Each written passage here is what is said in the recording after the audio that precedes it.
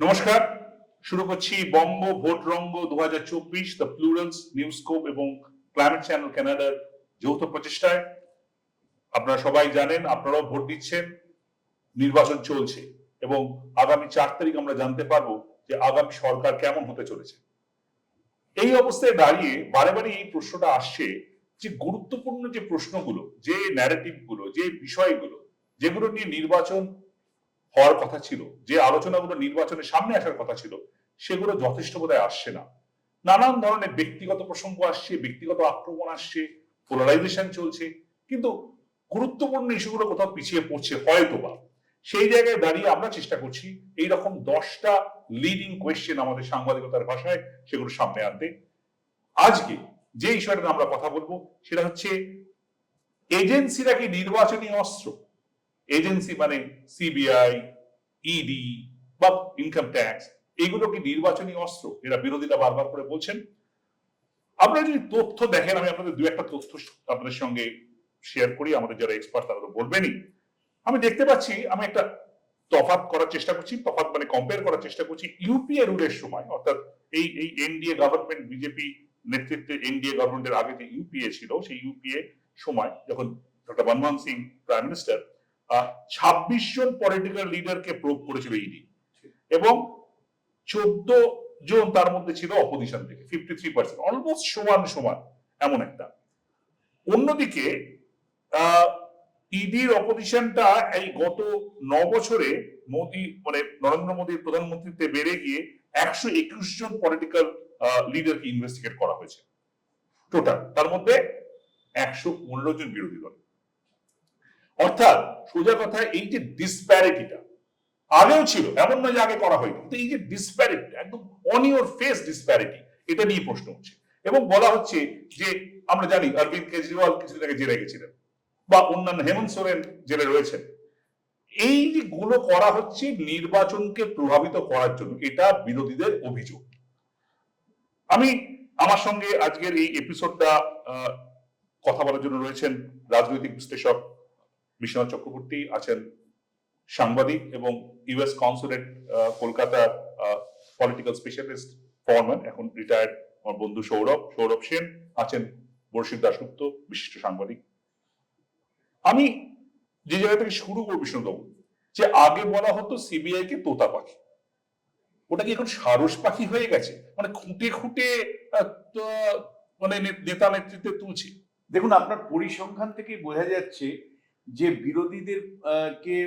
বিরোধীদের বিরুদ্ধে কিন্তু সিবিআই ইডি ব্যবহার হচ্ছে। এটা মানে প্রশ্নটা ইম্পর্টেন্ট, বিরোধীদের বিরুদ্ধেও ব্যবহার হওয়াটাও ইম্পর্টেন্ট না। ইম্পর্টেন্ট হলো যে যেই মুহূর্তে বিরোধীরা আপনার দলে চলে এসছে, মানে বিজেপিতে চলে আসছে, তখনই তাদের 7 খুন মাপ। মানে প্রশ্নটা হচ্ছে যে বিজেপি এই দুটো প্রতিষ্ঠানকে ব্যবহার করছে। এম্পেরিক্যালি যদি দেখি, আমি সমস্ত রাজনৈতিক দলের অভিযোগটা ছেড়ে দিই, তাহলে আমি প্রশ্ন করব যে প্রফুল্ল প্যাটেল, যার বিরুদ্ধে তোমার এত অভিযোগ, মানে তাকে তুমি কি করে বিজেপি দলের মধ্যে নিলে? তো মানে সিবিআই ইডির মাধ্যমে তদন্ত হবে, দুর্নীতির বিরুদ্ধে শাস্তি হবে, এটা স্বাভাবিক। আপনাকে আমি একটু ইন্টারাপ্ট করছি, এটা আপনি এটা বলছেন, ফিগার বলছে 2014 সাল থেকে 25 জন অপোজিশন লিডার, মানে মেজর অপোজিশন লিডার যাদের করাপশন প্রুভ করা হচ্ছিল, তারা বিজেপিতে চলে গেছেন এবং 23 জনের বিরুদ্ধে ডিফ্যাক্টো এখন অনুসন্ধান প্রায় থেমে আছে। একের পর এক বিজেপি মানে বিরোধী দলের নেতা, যাদের বিরুদ্ধে বিজেপি সিবিআই ইডি তদন্ত করছিল, যাদের বিরুদ্ধে বিজেপি লাগাতার সরব ছিল এরা দুর্নীতিগ্রস্ত নেতা, এরাই যখন বিজেপি শিবিরে চলে আসছে, পশ্চিমবাংলার ক্ষেত্রে শুভেন্দু অধিকারী হতে পারে, আর প্রফুল্ল প্যাটেলের মতন নেতৃত্ব হতে পারে, বা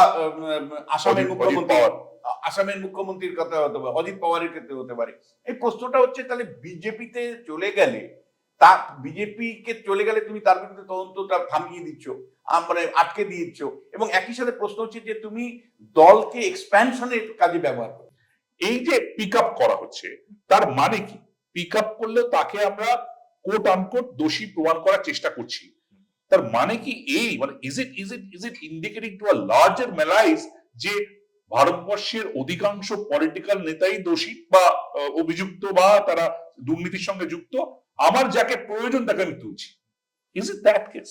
এটা আমি বিশ্বনাথ বাবুর বক্তব্যটাকে একটু এক্সপ্যান্ড করে যেটা বলতে চাই যে এটা কেন করা হচ্ছে, এটা আমার মতে করা হচ্ছে যে ন্যারেটিভটা বিল্ড করবার জন্য। কিসের ন্যারেটিভ? না যে আমি বলছি এরা দোষী, এরা অভিযুক্ত, এবং বাই এক্সটেনশন এরা দোষী, সুতরাং এই ন্যারেটিভটা আমি বিল্ড করব। এই ন্যারেটিভটা বিল্ড করে আমি একটা ইলেকট্রাল অ্যাডভান্টেজ পাওয়ার চেষ্টা করছি। এটা যেমন একটা দিক গেল, আরেকটা দিক হচ্ছে যে যারা এই ন্যারেটিভটা বিল্ড করছে তারা জানে যে এই ন্যারেটিভটা সাকসেসফুলি বিল্ড করা যেতে পারে, তার একটা অপশন আছে। তার মানে কি, এই ন্যারেটিভটা যারা শুনছে তাদের মধ্যে অনেকেই এটাকে মেনে নিচ্ছে। কেন মেনে নিচ্ছে? না, যেহেতু এটা সরকার পক্ষ বা সরকারি যারা যে দল পাওয়ারে আছে তারা বলছে, সুতরাং তারা একটা জোরের জায়গা থেকে বলছে, সুতরাং এই ন্যারেটিভটা একটা সাকসেসফুলি স্প্রেড করে। এখন এরা অ্যাকচুয়ালি দোষী কি দোষী না সে তো প্রমাণ সাপেক্ষ, আদালতে তার ইয়ে হবে না। এখানে কিন্তু একটু আমি ইন্টারফেয়ার করছি যে দুটো ক্যাটাগরি। একটা ক্যাটাগরি হলো যে যারা দুর্নীতি করেছে, এইবার মানে তদন্তটা স্বতঃপ্রণোদিত ভাবে সিবিআই ইডি করছে পলিটিক্যাল পারপাসে, দুর্নীতিগ্রস্ত হতে পারে। আরেকটা হলো যে কোর্ট আদেশ দিচ্ছে। পশ্চিমবাংলার ক্ষেত্রে ব্যতিক্রম আমি বলছি, পশ্চিমবাংলায় এমন একটা দুর্নীতি ইস্যু নেই যেখানে সিবিআই ইডি করছে, যেগুলো কিন্তু কলকাতা হাইকোর্টের নির্দেশ ক্রমে। সুশীতা, এটা খুব ইন্টারেস্টিং। আমি আরেকটা ডেটা আপনার সঙ্গে শেয়ার করি যে ডিউরিং ইউপিএ যে কেসগুলো এই ধরনের ফাইল হয়েছে, মানে বিভিন্ন ইডি বা এজেন্সি দিয়ে, তার 93% গুলো মোটামুটি একটা চার্জশিট হয়েছে। এখানে যে ফিগার দেখতে পাচ্ছি যে এখানে সেই প্রসিকিউশনটা অনেক কম, অ্যারাউন্ড 30%। তার মানে কাউকে একটা অভিযুক্ত করে দেওয়া হচ্ছে, অভিযুক্ত করে দেওয়ার পর অভিযুক্ত হয়ে গেল, সে পারসেপশন অনুযায়ী খবরের কাগজে টেলিভিশনে সে অভিযুক্ত কোট আনকোট হয়ে গেল, তারপর আমি আর সেটা নিয়ে খুব বেশি ইন্টারেস্টেড নই। তো এটা কি অল পলিটিক্যাল? আমি একটা বিষয় জানি, এটা হয়তো সবাই খুব একটা জানি না, এই জিনিসটা একটু কেয়ারফুলি ভাবা উচিত। যে এই যে সিবিআই যখন ইনকোয়ারি করছিল তখন কিন্তু খুব একটা বেরোচ্ছিল, আমি এগুলোর প্রয়োজন আছে, আমরা দেখতেই পাচ্ছি যে আমাদের কত করাপশন হয়েছে, সেহেতু এগুলোর প্রয়োজন আছে, কিন্তু মানে অপারেশন গুলো দেখছি অ্যাকচুয়ালি যখন এই বিষয়গুলো মানে আনার্থ হতে থাকলো, তখন কিন্তু যখন ইডি এলো, এনফোর্সমেন্ট ডাইরেক্টরেটে এই চেঞ্জ গুলো যেগুলো এসছে আমরা অতটা খেয়াল করি না। একটা বেসিক্যালি ওই ইউপিএর সময় হয়েছিল একটা নতুন জিনিস, তার মধ্যে অ্যাক্ট দেওয়া হয়েছিল যেটা হচ্ছে prevention of money laundering act 2002। কিন্তু এই যে মানে আমাদের নরেন্দ্র মোদী গভর্নমেন্ট, সে কিন্তু এই রিসেন্ট টাইমসে ওর কিছু কিছু অ্যামেন্ডমেন্ট এনেছে। অ্যামেন্ডমেন্ট গুলো যেগুলো এনেছে সেটাতে ওয়াইড পাওয়ার্স, মানে একবারে খুঁটিনাটির ভেতর ঢুকতে পারে, মানে একটা সাধারণ লোককেও হ্যারাস করতে পারে, এইসব জিনিসগুলো। এবং সেগুলো সুপ্রিম কোর্টে এখন কেসটা গেছে যে তুলেছে যে এইটা পারে কিনা, but the purpose of harassing people or using it for political reason সেটা হতে থাকবে, কিন্তু ওই যে প্রসিকিউশন বা ওইগুলো কিছু হবে না। কিন্তু এটা যে একেবারে ওই যে অ্যামেন্ডমেন্ট অফ দি পিএমএলএ যেটা হয়েছে, এই যে রিসেন্ট টাইমসে যে জিনিসটা করেছে, এটা কিন্তু মোটামুটি একটা প্ল্যান করেই করা হয়েছে, এবং এটা আমরা ইউজ করব। হ্যাঁ, এবং এটা supreme court is looking into it, possibly এটা হলো ডিমান্ড, যার জন্য অনেকেই পলিটিক্যাল পার্টি অনেকেই বলছে যে এটা ভ্যালিডি থাকবে। সুপ্রিম কোর্ট প্রশ্ন তুলছে বারবারই, কারণ ওরা মানে ফিনান্স বিলের মাধ্যমে করতে পারে না, অ্যামেন্ডমেন্ট করতে পারে না, করেছে সেটা। Very fascinating. এবং বিশেষ এখানে আরেকটা, আমি আবার পলিটিক্সে আসি, এটা তো শুধু পশ্চিমবঙ্গ নয়, সারা ভারতবর্ষ ধরেই হচ্ছে। এটা যেমন একদিকে আমি ধরে নিচ্ছি বিজেপি কে বা রুলিং ডিসপেনশনকে কিছু অ্যাডভান্টেজ দিচ্ছে, তারা কংগ্রেসের হঠাৎ অ্যাকাউন্ট ফ্রিজ করে দিল, তারা কেজরিওয়ালকে ভেতরে জেলে ঢুকিয়ে দিল, হেমন্ত সোরেনকে ঢুকিয়ে দিল, অর্থাৎ মেজর পলিটিক্যাল লিডার যারা আমার এগেনস্টে আছে তাদেরকে আমি পুশব্যাক করলাম। উল্টো দিকে হচ্ছে এর একটা কাউন্টার হচ্ছে তো, যে সারা ভারতবর্ষ জুড়েই সাধারণ মানুষের যে প্রশ্নটা আমরা এই স্টুডিওতে বসে বলছি, সাধারণ মানুষের মনেও তো এই প্রশ্নটা উঠছে যে দেখেছো এরা সবাইকে জেলে পুরে দিয়ে নির্বাচন জিততে চলছে। আমি অনেকের সাথে কথা বলতে গিয়ে দেখেছি যে যখন ওই গত পার্লামেন্টে প্রায় রেকর্ড সংখ্যক পার্লামেন্টারিয়ানকে বের করে দিয়ে বিল পাস করা হলো, মানুষ বলছে ওই জন্যই তো বের করে দিয়েছিল যাতে বিলটা পাস করা যায়। তো এই একটা কাউন্টার পপুলার ন্যারেটিভও তৈরি হচ্ছে এটার এগেনস্টে। তো how you feel that how politically it will matter? মানে এই কাউন্টার ন্যারেটিভটা তো মানে মানে মনোলিথিক বা মানে ওয়ান ডাইমেনশনাল না, না, না, মাল্টি ডাইমেনশনাল। Absolutely. ফলে আপনি আমি যেভাবে ভাবছি আম জনতার কাছে কিভাবে রাজনীতি কিভাবে যাচ্ছে। সেটা ইম্পর্টেন্ট, কিন্তু আমি বলছি যে এটা লাভ লোকসানটা দেখি নির্বাচনী রাজনীতিতে। ঠিক। প্রথমত এটা শুরুতে বিজেপি সিবিআই ইডি কে ব্যবহার করে মহারাষ্ট্রে শিবসেনাকে ভেঙেছে, একটা মানে তার ক্ষমতার বাইরে ছিল, ক্ষমতার মধ্যে ঢুকেছে, একটা জোড়াতালি সরকার মহারাষ্ট্রে চলছে, ফলে পলিটিক্যাল ডিভিডেন্ড পেয়েছে। শিবু সোরেনের অ্যারেস্টের মধ্য দিয়ে যা আমি ঝাড়খণ্ডে খবর পাচ্ছি সেটা হলো পেনেট্রেট বিজেপি অনেক হেমন্ত সোরেন। করেছে, হেমন্ত সোরেনের মাধ্যমে একটা মানে ঝাড়খণ্ডে নতুন করে আবার রিসার্জেন্ট বিজেপির সম্ভাবনা আমি দেখতে পাচ্ছি। আবার পশ্চিমবাংলায় কিন্তু সিবিআই ইডির মাধ্যমে একের পর এক মন্ত্রী নেতারা যদি জেলে না যেতে আজকে তৃণমূল কংগ্রেসের মোরাল ডে ডাউন হয়ে আছে, সেটা ডেফিনেটলি তাদের পলিটিক্যাল অ্যাডভান্টেজ বিজেপির কিছুটা হলেও দিবে। একইভাবে আপনি যদি এনসির কাছে ন্যাশনাল কনফারেন্সের দিকে যান, একের পর এক নেতা জেলে গিয়ে কিন্তু এনসি কে কিছুটা দুর্বল করেছে। এরকম বিভিন্ন রাজ্যে কিন্তু সিবিআই ইডির পলিটিক্যাল ডিভিডেন্ড বিজেপি পেয়েছে, দল সম্প্রসারিত হয়েছে, বেড়েছে।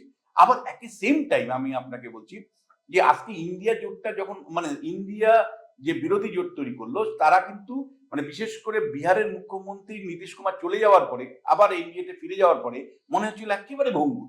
কিন্তু যেই মুহূর্তে হেমন্ত সোরেনকে আপনি অ্যারেস্ট করলেন, তারপরে কেজরিওয়ালকে অ্যারেস্ট করলেন, তারপরে কিন্তু আমি দেখলাম একটা র্যালি, একটা কনভার্জেন্ট র্যালি হলো। সামহাও আমি ব্যক্তিগতভাবে মনে করি যে কেজরিওয়ালের বাইরে আসা বিজেপির পক্ষে কিন্তু একটা লোকাল রেজিস্ট্যান্স হবে এবং সেটা পাঞ্জাব এবং দিল্লির নির্বাচনে কিন্তু প্রভাব পড়বে বলে আমি মনে করি। ফলে বিজেপি যেমন ইনিশিয়ালি লাভ হয়েছিল এই সিবিআই ইডির মাধ্যমে, দলকে এক্সপ্যানশন করেছে, মানে বৃদ্ধি করেছিল, এখন কিন্তু শেষ লগ্নে আমার মনে হচ্ছে যে সিবিআই ইডির অতি তৎপরতার ফলে কোনো কোনো জায়গায় কিন্তু একটা রেজিস্ট্যান্সও ইন্ডিয়া জোটের মাধ্যমে তারা আসতে পারে। মানে কোথাও একটা সেন্স অফ প্রপোর্শনের গন্ডগোল হয়ে একটা সেন্স অফ প্রপোর্শনাল গন্ডগোল হয়ে গেছে। সৌরভ, এটা ফ্যাসিনেটিং এবং এটা খুব আনফরচুনেট যে আমরা এখানে কথা বলছি ভারতবর্ষের এই যে ইনস্টিটিউশন, যত ইনস্টিটিউশন যারা দেশটাকে ধরে রেখেছে, গভর্নেন্সটাকে ধরে রেখেছে, ED, CBI, income tax department, they are supposed to be institutions যারা above everything and they are the guiding forces of the country. তাদেরকে নিয়ে ক্রিটিক্যালি কমেন্ট হচ্ছে, সত্যি মিথ্যে অন্য কথা, কিন্তু ক্রিটিক্যালি কমেন্ট পাবলিক স্পেসে হচ্ছে। তুমি you know around the world, সারা পৃথিবীতেই নেতারা চান বিভিন্ন এজেন্সিকে নিজের মতো কাজে লাগাতে। ইউএস ইলেকশন বা ইউএসএ তো হয়। What's happening in other major democracies? ওই প্রসঙ্গটা যাওয়ার আগে আমি জাস্ট একটা অ্যাড করতে চাই বিশ্বনাথ বাবুর কথায়, সেটা হচ্ছে যে এই প্রসেসটার ফলে, রাজনৈতিক উদ্দেশ্যে ব্যবহার করার ফলে, যেটা আরেকটা জিনিস হচ্ছে যে ক্রেডিবিলিটি অফ দিস ইনস্টিটিউশন, এগুলো অত্যন্ত মানে হ্যাম্পার্ড হচ্ছে, যেটা ফলে এই যে রিসার্জেন্ট অপোজিশনরা বা রিসার্জেন্ট, এটা তো ল্যাক অফ ক্রেডিবিলিটি থেকেই তো এই রিসার্জেন্সটা আসছে। অনেকেই বলছে যে এটা কি হচ্ছে, এটা খালি সরকার পক্ষই ভালো। সুপ্রিম কোর্ট বলেছে, হ্যাঁ। সুপ্রিম কোর্ট কেজরিওয়ালকে রেহাই কেন দিল? হ্যাঁ। বলো না ওনারও অধিকার আছে, গণতান্ত্রিক অধিকার আছে। ইলেকশন চলছে। হ্যাঁ চলছে, আপনি ইলেকশন পিরিয়ডে অ্যারেস্ট করতেন কেন? এই প্রশ্নটা আসছে। এবার কামিং ব্যাক টু আপনার যে প্রশ্নটা, সেটা হচ্ছে যে আমি যে সরকারে কাজ করেছি সেখানে না অনেক রকম চেক অ্যান্ড ব্যালেন্স ছিল, and foremost among them was the legislative check and balance. এই সংস্থাগুলোর ডাইরেক্টর যারা যারা লিডারশিপ পজিশনে আছে তাদের কিন্তু হাউস কমিটির কাছে টেস্টিফাই করতে হয়, এবং সেখানে টেস্টিফাই করা কিন্তু মানে বেশ চোখা প্রশ্নেরই উত্তর দিতে হয়। তার ফলে যেটা হচ্ছে যে এই টেস্টিফাইং প্রসেসের মধ্যে দিয়ে একটা ন্যারেটিভ তৈরি হচ্ছে, যে অ্যাডমিনিস্ট্রেটিভ অ্যাকশনস গুলো হচ্ছে তার মাধ্যমে একটা ন্যারেটিভ তৈরি হচ্ছে, এবার যে জুডিশিয়াল প্রসেস আছে তার মাধ্যমে একটা ন্যারেটিভ হচ্ছে, ইভেনচুয়ালি পাবলিক লাইফে গিয়ে এই ন্যারেটিভ গুলোকে কিরকম ভাবে প্লে আউট করছে, তার ফলে একটা পাবলিক স্পেসে একটা চেক অ্যান্ড ব্যালেন্স তৈরি হচ্ছে। এবং মিসইউজ, আমি বলবো মিসইউজ অফ দি এজেন্সিস, আবার কেউ অ্যাবিউজও বলতে পারে। এবং সেটাই হচ্ছে এবং এতে আমি অন্তত আমি যেরকম শিক্ষার ব্যাপারে বলছিলাম যে এটা লং টার্ম ড্যামেজ হচ্ছে। উনি যেটা বললেন যে একটা ক্রেডিবিলিটির প্রশ্ন উঠছে, এই যে এজেন্সিস গুলো যে জিনিস করছে, যে হ্যাঁ হতে পারে খুব ডমিনেটিং যদি পলিটিশিয়ান থাকে সেখানে হয়তো একটু you bend yourself a little. আমাদের যেটা দেখা যাচ্ছে they are crawling, the agencies are now on their knees. আমরা এখন পর্যন্ত আমরা বলছি, মাঝে মাঝে প্রশ্ন ওঠে বটে, আমরা এখন পর্যন্ত জুডিশিয়ারিটাকে এখনো দাঁড়িয়ে আছে সেটাই, rest is gone. Rest is গন। হ্যাঁ। আমি নাম বলছি না, এক্স নেতা ওয়াই অফিসারের কাছে গেছেন, পরের দিন জেড এর বিরুদ্ধে কমপ্লেন হচ্ছে, এবং জয়রাম রমেশ কংগ্রেসের মুখপাত্র, তিনি এটা খুব ইন্টারেস্টিং কথা বলেছেন, সেটা ইলেকটোরাল বন্ড সম্বন্ধে। এবং এটাও একটা প্রশ্ন যে ইলেকটোরাল বন্ড বেরোনোর পরে এই whole discourse about the corruption has it been completely gone diluted or not. কিন্তু আমি বলছি, উনি বলেছিলেন যে মানে prepaid, postpaid and post rate, এবং আমি যদি ওইটাকে এই এই এই কনটেক্সটে ধরি তাহলে অন্যরকম হয়। এটাকে is it going to serve BJP the election, মানে কি মনে হয় এই এই নির্বাচনে কতটা ডিভিডেন্ড দিতে পারে এই এই পার্টিকুলার দেখুন, এটা এজেন্সি? মানে কোনো মেটা ন্যারেটিভ, সত্যি অস্ত্র কিনা নাকি বোতা অস্ত্র? আমি বলছি মেটা ন্যারেটিভ করতে রাজি নই। যেমন ধরুন, পশ্চিমবাংলায় লোকেরা, আমি কথা বলে দেখেছি, লোকে বলে যে পাত্র জেলে গেছে, বেশ করেছে, দুর্নীতি করবে না তো জেল যাবে। কিন্তু একই কথা কি অরবিন্দ কেজরিওয়ালের ক্ষেত্রে বলছে? আমার মনে হয় না। ফলে ভিন্ন ভিন্ন দৃষ্টিকোণ আছে ভোটারদের, মানে তাদের অভিজ্ঞতার নিরিখে কিন্তু তারা বিচার করে। ব্যক্তিগত অভিজ্ঞতা মানে আমি বলছি, যে মানুষটার 100 দিনের কাজের দুর্নীতির শিকার হয়েছে, যে মানুষটাকে বলা হয়েছিল 1,20,000 টাকা তোমাকে আবাস যোজনায় দেবো, কিন্তু দেয়নি, বা যে তৃণমূল নেতা বা শাসক দল মানে দুর্নীতির সাথে যুক্ত আছে, তার অভিজ্ঞতা কাছের মানুষ যখন দেখেছে, তখন কিন্তু এজেন্সির এই মানে অতি তৎপরতা, যাই বলুন না কেন, বা তৃণমূলের নেতাদের বিরুদ্ধে যে ব্যবস্থা নিচ্ছে, এগুলো কিন্তু লোকে উচ্ছ্বসিত হচ্ছে। এটা ওয়েস্ট বেঙ্গলের এক্সপিরিয়েন্স। আবার অন্য জায়গায় আরেক রকম এক্সপিরিয়েন্স, যেখানে পলিটিক্যালি ব্যবহার হচ্ছে। বিশেষ করে মহারাষ্ট্রে আমি বলবো, মহারাষ্ট্রের মানুষ কিন্তু তিতি বিরক্ত, রেজাল্ট কিন্তু বিজেপির অনেকটাই ক্ষতি হবে মনে হয়। হ্যাঁ, এতই ডাইভার্স যে এক্সপিরিয়েন্স গুলো, ওই যেটা বিশ্বনাথ বললেন যে এটা লোকালি তাদের এক্সপিরিয়েন্স কি, তাদের পার্সোনাল এক্সপিরিয়েন্স কি, তার উপরে ডিপেন্ড করবে, যে কারণে ওই একটা জেনারেলাইজ করা আমার মনে হয় না সম্ভব। বুঝলি, আপনি এগ্রি করছেন? Well, এটা মানে এটা একটা মানে একটা ডাবল এজেড ওয়েপনের মতো কাজ করছে এটা। এটা ডাবল এজেন্ট ভোতা উইপন মনে হচ্ছে আমার। কোনো পরিষ্কার হ্যাঁ পরিষ্কার না এই আলোচনা থেকে উঠে আসেনি। সবাই যেটা একমত, হয়তো কোথাও অস্ত্র কোথাও অস্ত্র না, কোথাও খানিকটা ভোতা অস্ত্র, কিন্তু এটা পরিষ্কার যে এটা খুব পরিষ্কার, যেভাবে হয়তো মানে কেন্দ্রের সরকার ভাবছিলেন বা পলিটিক্যাল পার্টি ভাবছিল যে এটা খুব একটা স্ট্রং উইপন হিসেবে অপারেট করবে, হয়তো তারা রিজিউম করছিলেন, সেটা হয়তো হবে না। এটা কোথাও অপারেট করবে, কোথাও কাউন্টার ন্যারেটিভ তৈরি হবে, যেরকম বলছেন মহারাষ্ট্রের কথা বা অন্য জায়গার কথা, দিল্লির কথা। সব মিলিয়ে এজেন্সি ইজ অ্যান এক্সপেরিমেন্ট, যে এক্সপেরিমেন্টটা ওদের খানিকটা ডিমনিটাইজেশনের মতোই খুব সাংঘাতিক ডিভিডেন্ড দেবে না। এটাই আজকের আলোচনা থেকে বেরিয়ে এলো। অনেক ধন্যবাদ সবাই।